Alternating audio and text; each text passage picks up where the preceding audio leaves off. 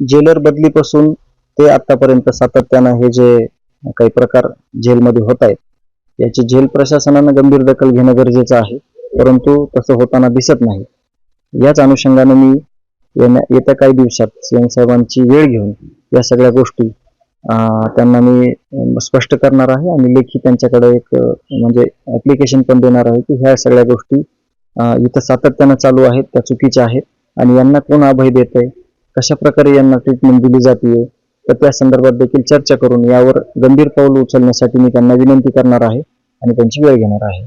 मात्र यापूर्वी देखील असे प्रकार घडले. दुसऱ्या कैद्यांना बाहेर पाठवलं जातं, मात्र या कैद्यांना अद्यापपर्यंत इथे ठेवलेलं आहे. एकाही कैद्याला इथून हलवलं जातं. अशा प्रकारचे सगळे जे प्रश्न आहेत, संतोष अण्णा प्रकरण झाल्यापासून ज्या गोष्टी जेल प्रशासनामध्ये घडलेल्या आहेत त्या सगळ्या गोष्टीचं डाटा आपल्याकडे आहे. कागदोपत्री आपण सगळ्या गोष्टी वेळच्या वेळेला कळवलेल्या आहेत. काही सूचना पण आपण घेतलेल्या आहेत त्या बाबतीत किंवा काही माहिती पण घेतलेली आहे. तर या सगळ्या गोष्टीचा पाठपुरावा करण्यासाठी मी येत्या काही दिवसात सीएम साहेबांची भेट घेऊन त्यांच्या वेळेनुसार हे सगळं मी त्यांना सांगणार आहे.